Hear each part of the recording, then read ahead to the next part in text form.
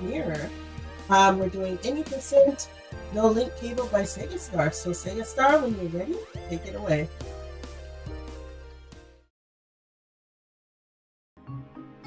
All right, everyone, welcome back. Without further ado, we are ready for our next run, which is Disney's Magical Mirror. Any percent.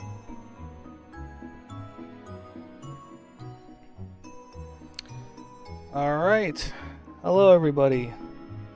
I am Segastar, and I am here to run probably a unique game for today's marathon. This is Disney's Magical Mirror starring Mickey Mouse. And this game is interesting because it's a point-and-click adventure game on the GameCube.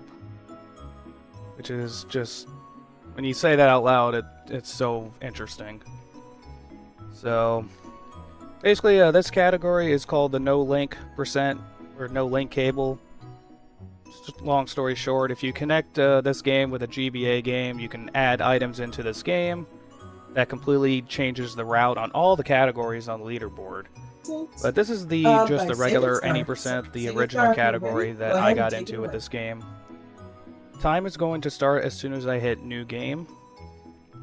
And if we're ready, I guess we can get into it. In 5, 4, 3, 2, 1, and go. Woo, let's go.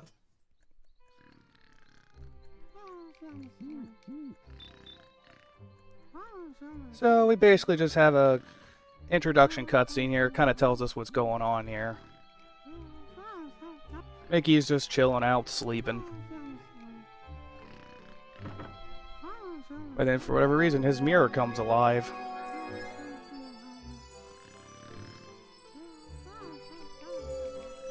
I can say I haven't had that happen to me before. No, I don't think I'd experience that either. So.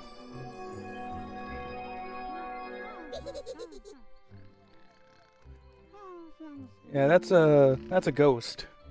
I think his name is the Paper Ghost or something like that. I don't remember his exact name off the top of my head. He's like, "Come with me."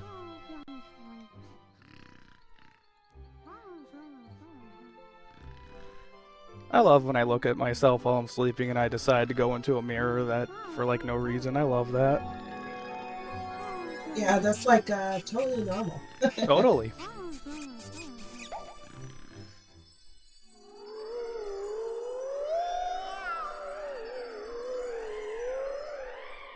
So we're basically going to start off in the first room of the game with a bunch of doors. What?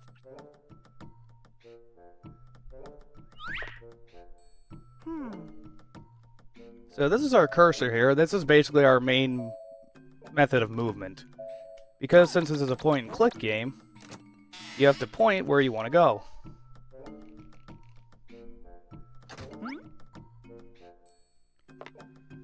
So some people might be asking, well, how do you speedrun a game like this? Well, there is a way. It all comes down to routing out the game and making sure that all the movements that we do are as efficient as possible.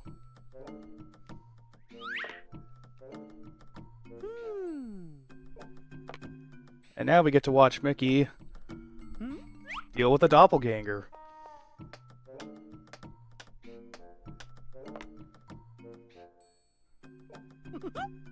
Yeah, this game has a lot of funny cutscenes. It's a really kind of charming little game.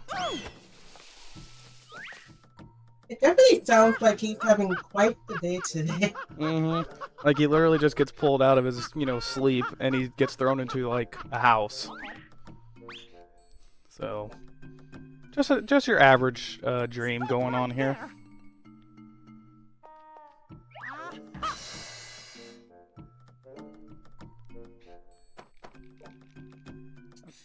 Do we have time for a quick donation? Oh, go right ahead.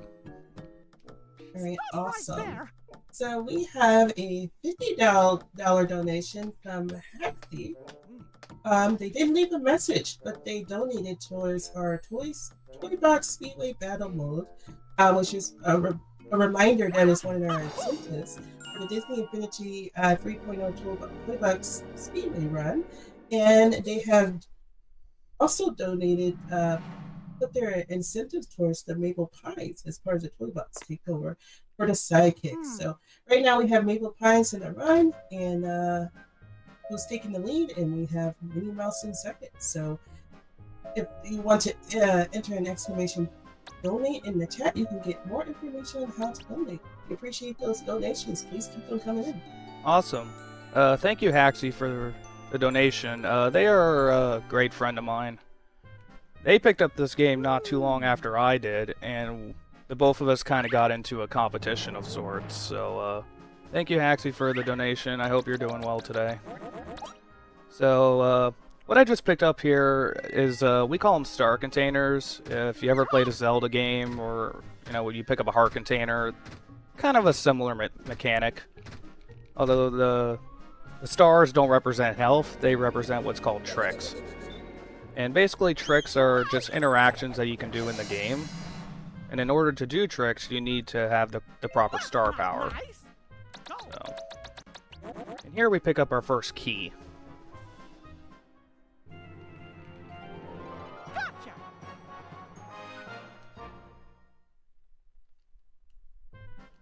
And now we go to the store here that has a star on it, because where else would we go?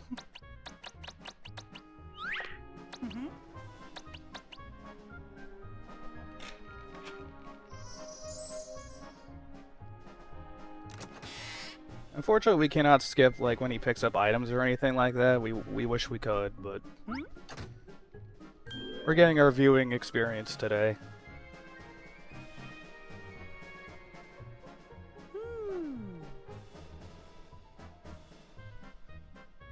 So if we have anything else that you'd like to read out, or feel free to go ahead. Yeah, definitely. So, I'd like to just remind everyone why we're here today. We are here supporting and raising funds for Prism. You can check out more about this organization at www.prismfl.org/learn to learn more about LGBTQ inclusivity and history and about what they do. And if you're looking to donate, as I mentioned before, we have a lot of wonderful incentives and bid wars going on here. Make sure to type exclamation donate in chat to get the link to our Tiltify page where you can make a direct donation. We have amazing incentives and bid wars for you to choose from. Make sure to get those in. We have lots of exciting runs today, and we'd love to see. I would love to see some of these incentives get met by the time the runs show up. So, yeah. Awesome, glad to hear. Yeah, they sound like a great charity. So please consider donating. So now we kind of see what's going on here. Like, the ghost just decides to break the mirror. So now it's like Mickey's got to figure out what to do. So he tries to pick up the mirror shards, and we're going to see, oh, no, it's not that easy. Well, at least he has some gloves on. True. Safety first. What? So kind of the idea behind these mirror shards is that there's 12 of them. For this category, we only need to collect 8. So there is another category that's called all shards that we collect all 12. That's a bit of a longer category. And then there's another category, which is 100%, which we do everything in the game. And this game has quite a lot in it to do. It's not a... it might seem like just kind of a very simple put-together game, but there's quite a bit to do. Now, do you get something special for getting all the shards? You do get the better ending. Like, there's like 2 different endings depending on like if you collect like the minimum amount of shards, and like up until you collect, I believe, all 12, then the ending changes to the more better ending. So. And then kind of this cutscene kind of shows you where some of the shards are. So the game's like, hey, go to these places. So.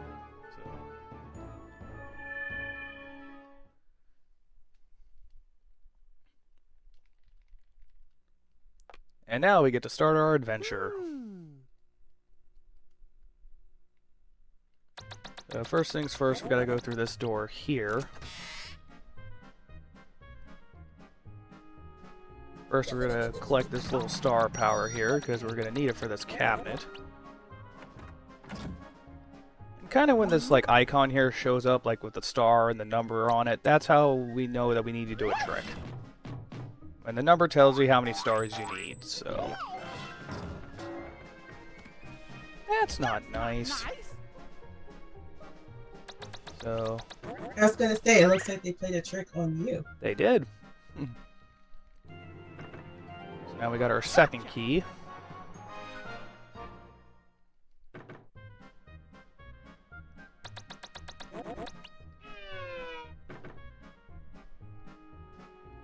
And our first mirror shard is right there.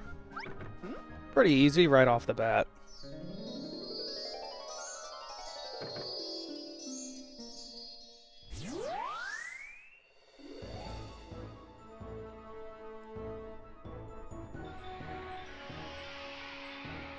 And for every shard that we collect, we get to watch it fly all the way back to the mirror. Even though it's literally right next door. That's just so funny to me. See, this game looks really nice visually. Oh, yeah. I really like it. Mm-hmm. Oh, yeah, I think it's a very pretty game for the time that it came out. The soundtrack in this game, even though it only has a few tracks, is very good. They did not have to put that much effort into this game, but they did.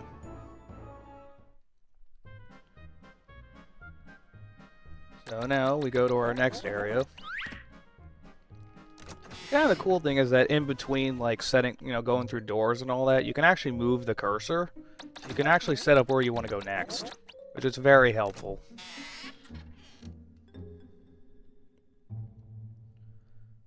So here is going to be our first instance of a QuickTime event.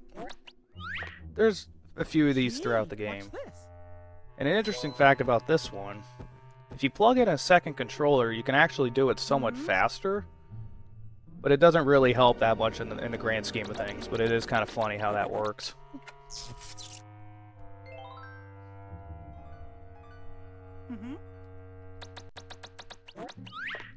And now there's a key up there in that spider web, but we're not going to grab it just yet. But it'll help us later. Shoutouts if you know that reference.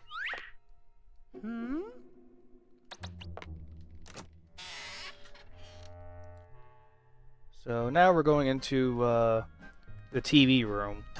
In the 100% category, this room has a lot going in it, but for just this category, we're just here to pick up this. Our second wow, is that... Oh, go ahead. Those Donalds? Sorry, I just noticed Donald Duck sitting there. Yeah. That's an item that you can pick up. There's various items throughout the game of like Donald, Goofy, Minnie, and they're all just spread out through the game. So they're kind of like the hidden collectibles, and in the 100% category, we collect all of them. But unfortunately for this category, we don't need to collect them. Now for this room here, I'm taking a slightly safer way around this room. Because there's a bit of RNG that happens when you collect these stars, and you collect a mirror shard. Some of the stars do pop up again, but the kind of star you get can be different. So I'm trying to keep it to where it stays gold, because we're going to need it for the next part. It's kind of the only real RNG of the run, I would say. So I took kind of a safer strat where you just kind of go around the star. Say it costs only like a second, maybe a second in a quarter. Marathon safety.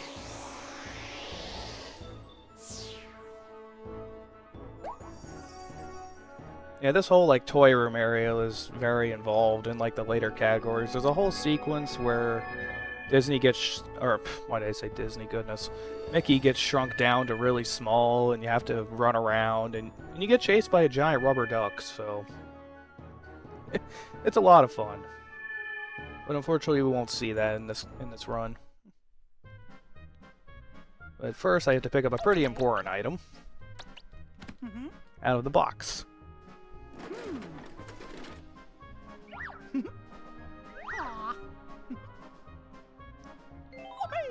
a flashlight. We will need that later.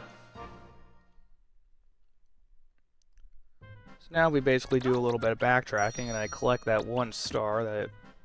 And hopefully by going through this door here, it'll give us the stars that I need, which it does. Good.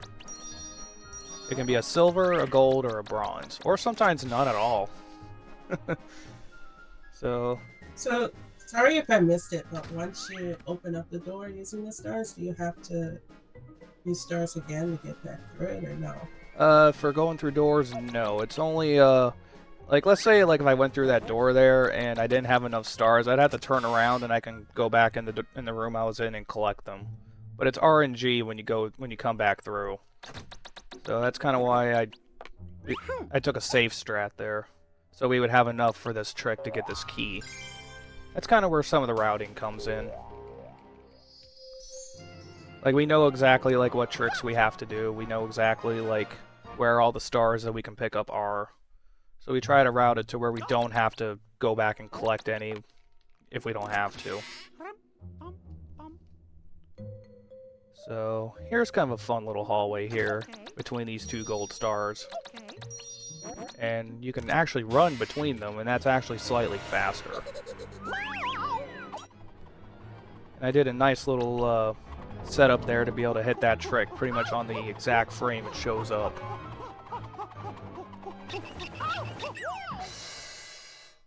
And we're already about to collect our next shard.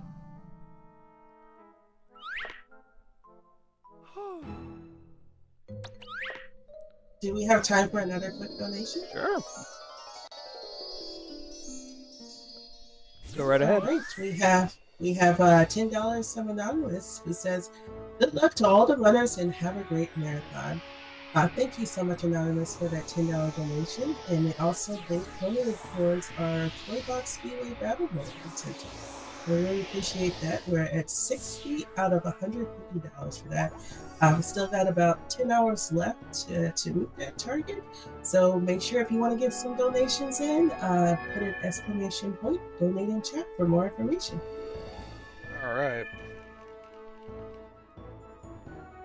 So now we gotta go to kind of the next, like, I would say, like, big area of this whole mansion of sorts.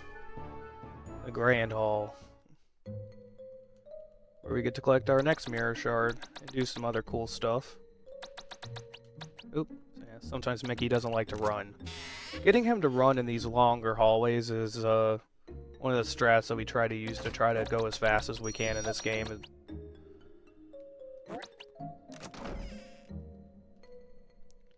So now we have to pick up a couple items in this room before we can move on.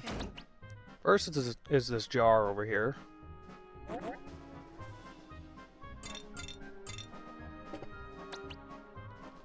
Now he's going to look inside the jar. This is a tricky one.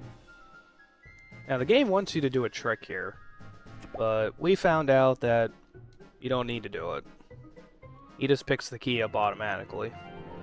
Gotcha. Which is nice. And then we gotta go all the way over to the other side of the hall to grab this flower that's sitting in a pot.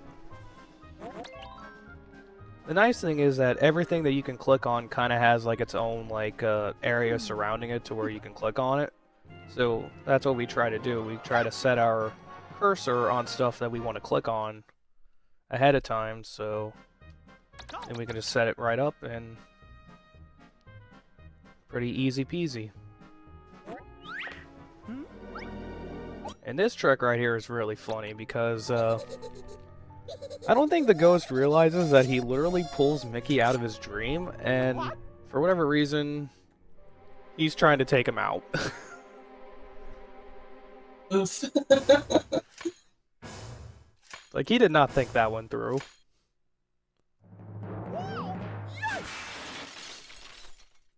Like I said, this game has so many funny little moments like this. It is it's a very fun little game to play. Did he literally cut that down with just a pair of scissors? He did, which makes absolutely no sense. Those are some strong scissors to cut through chain. That's exactly what I was thinking. Right. So now the cool thing is, there's a star container that's hiding just under the stairs, and they put it right to where we can reach it. When I first started running this game, the amount of star containers that we had to pick up was 4. But I learned that you can collect that one under the stairs, and with some clever routing, you don't have to pick up a 4th one. So that saved a lot of time when I first started running the game. So now the next shard that we have to pick up is probably one of the more frustrating ones to pick up. Because it can either go really well, or it can go not good. You'll see in a moment what I'm talking about.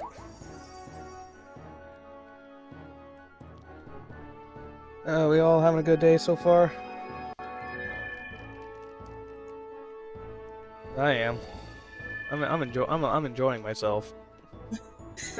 I am doing fantastic. Awesome, that's glad to hear. Thank you for hosting for my run, I appreciate it.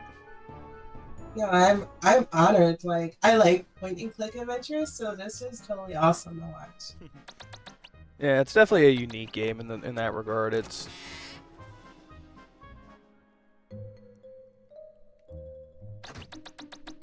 yeah, so we can just walk between those 2 gold stars, which is really nice.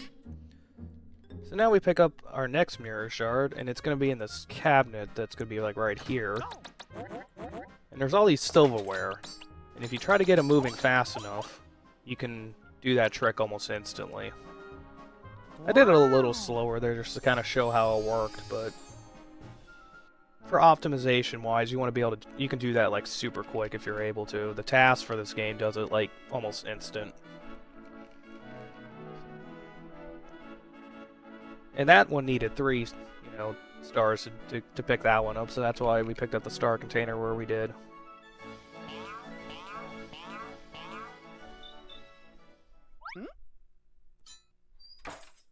And with that, we got another mirror shard.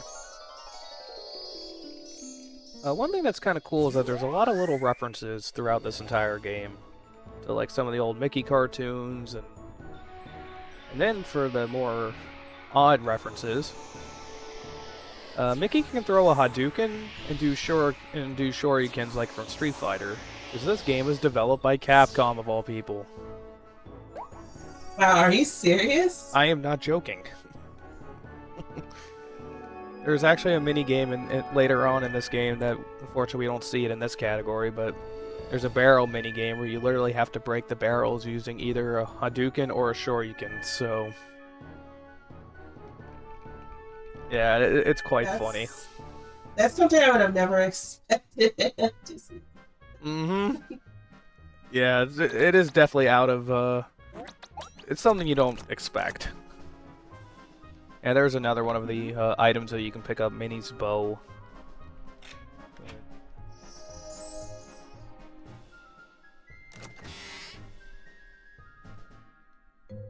So now we kind of have we're going to pick up this little star down here in the bottom there. And you can actually click up through the floor to hit this door, which is very convenient.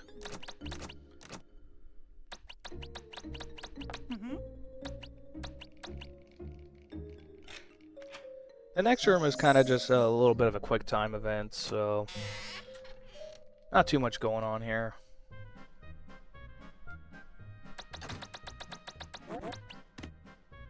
You just kind of just bring it right over here to the other stool.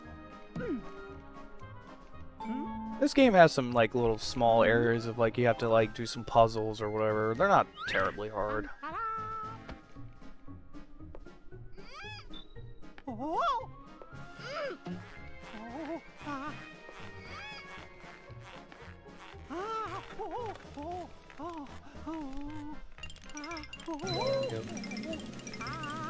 They're really easy quick time events, nice and easy.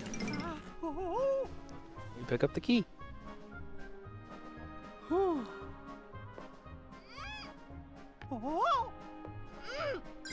next room is going to be kind of cool. We found a neat little optimization only about a couple years ago that actually helped us cut down quite a lot of time.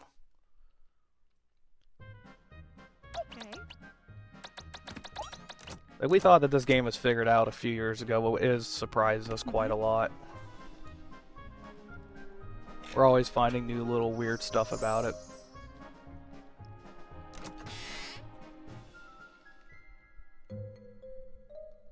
So the interesting thing is, in this room of doors, there's this little alcove that's right here that has 2 silver stars in it that just give us enough stars to do what we need to do for the rest of this area. For the longest time, we didn't know that was there. Until I forgot the runner who found out about it. It was like in a guide or somewhere they read years ago. And we were like, how do we not see that? So that helped cut a lot of time out in this category. Now for probably one of my favorite cutscenes in this game. Mickey goes to sleep again in his own dream. How does that work? Yeah, again. Yep, we're...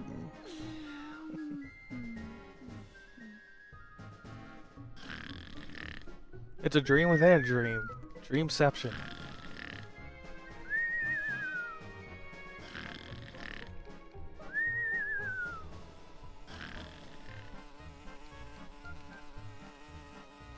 It's a bee!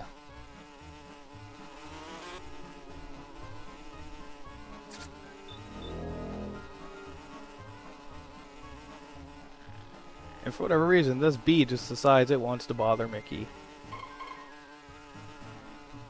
Now the interesting part about this thing is that you actually do have to keep this cursor like on Mickey like while it's pink.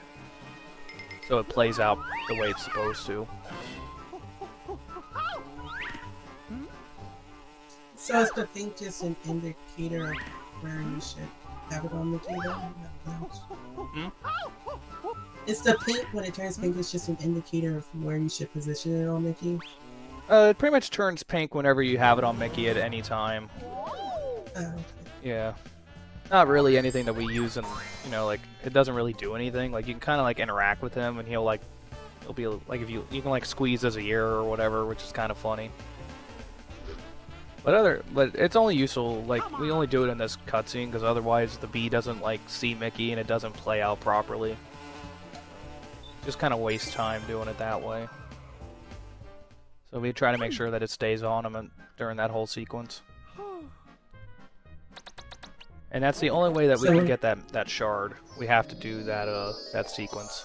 There's no way to... I was gonna say, that's a crazy way to get the shard. He had to go through all that. Yeah, unfortunately we can't just grab it from underneath the plot because the game isn't built like that. This game is pretty solid overall in terms of, like, there's, like, no real glitches or anything like that. It is very, like, solid in that regard. There's, like, no way to break it. But due to the way that the game is kind of laid out, like kind of like once you get past, like, all the intro stuff, the game is fairly open, so it kind of allowed us to kind of, you know, like, play around with the routing in the other categories. Which is really nice.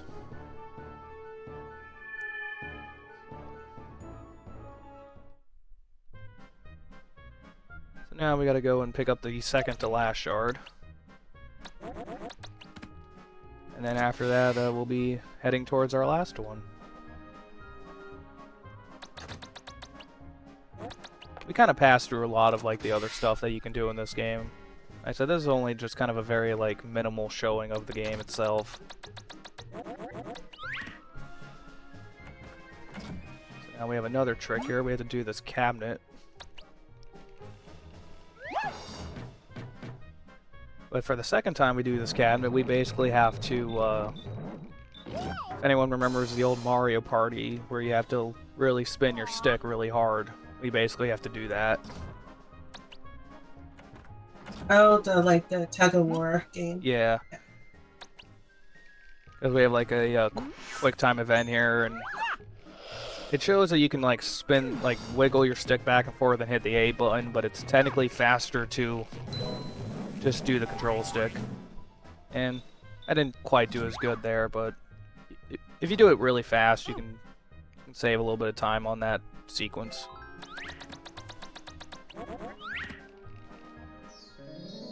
And that's our 7th shard, and we only need one more. Very nice.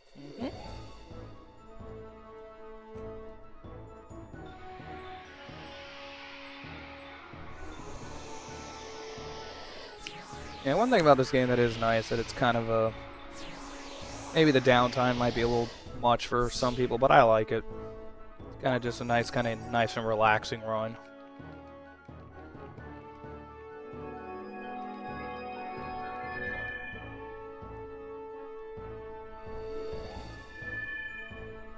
Yeah, I think it's really fun so far. Like, after you do this run, I was thinking about trying a game for myself because, like I said, I love like point and click, just fun, straightforward games, and the visuals are nice, and I really love the music in this game.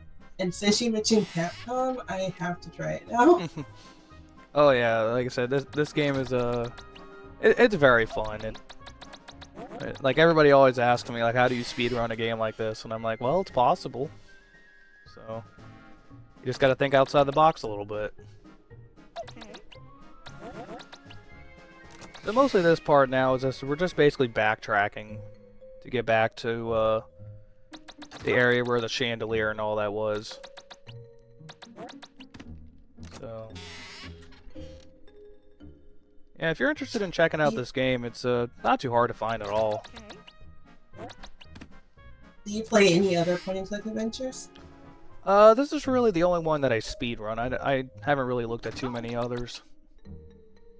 I did grow up with a couple like SpongeBob point and click games, but that was about it.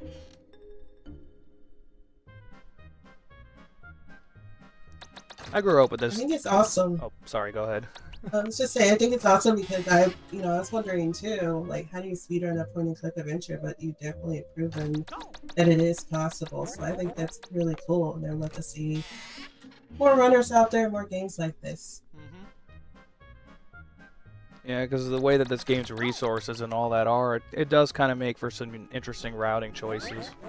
Especially when you bring the linked cable stuff into it, it does kind of change the game pretty significantly. That's why we had to split the leaderboard.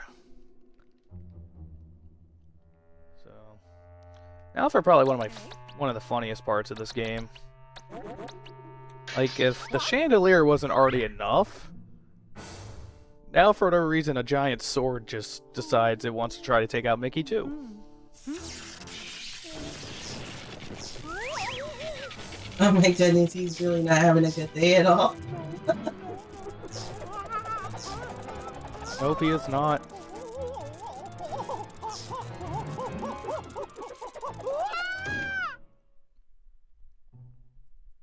Oh my god. Okay, he's safe. You have the pointer over his eye, so at first Oh no! his eye, I'm like, oh my goodness. I didn't. Oh, not Mickey. I did not do that intentionally. Oh my goodness. What is wrong with me? This is a little chase sequence of sorts. For this category, it's not really too special. It's just basically just avoid getting hit because that loses time.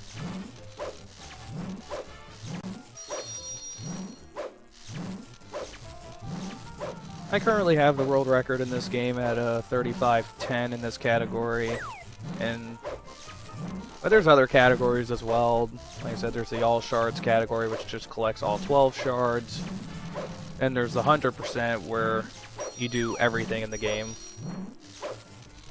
And we have. Congratulations on the world record. Thank you. I've had it for a while now. I haven't been able to lower it. This category is pretty well figured out, so most of the time save comes down to the very minute stuff. Like just small like optimizations, trying to keep Mickey from doing unnecessary movements. Because sometimes when like you're in between doing options, sometimes Mickey will just decide to turn around at you and hop. Like he's like looking at you waiting for something to do. And that can cost some time.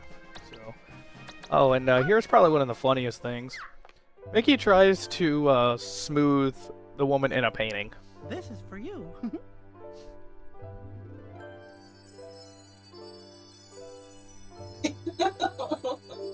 Wow, I wasn't expecting that at all. Yeah, that's why we have to pick up the rose. Not only because he's trying to, you know, be smooth with that woman in the painting. There's a cave behind it.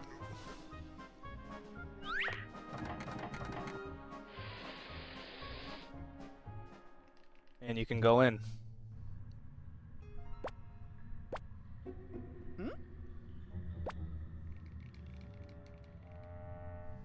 Like he's contemplating what to do. I gotta say, I don't have any caves behind paintings in my house, but No. maybe that's a thing. Yeah. Interesting thing about this cave is that you can actually go through this cave without the flashlight, and Mickey will actually run through it. However, the game kind of throws you a bit of a gotcha. If you go through this cave without the flashlight, you can't pick up this shard. It's the only way you can pick it up. So, it's kind of a neat little way that the game kind of like, throughout the game kind of throws you clues as to like, hey, you got, pick up a flashlight, and if you go through the cave, you might, you can put 2 and 2 together. It's kind of neat in that regard. Kind of like an open-ish game, kind of like maybe not like a Luigi's Mansion, but kind of in that same regard, like you're traveling through a mansion. So it's pretty cool like that. And with that, we have collected our 8th and final shard, which means the run is almost over. Oh, that was quick.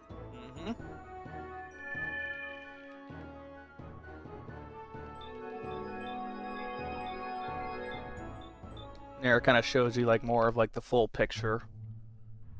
And interestingly, after the 8th shard, if you collect any of the others, it plays that slightly longer version of the cutscene. So that's kind of neat. So now we come in here, and this is like a whole room of like cool different stuff you can do.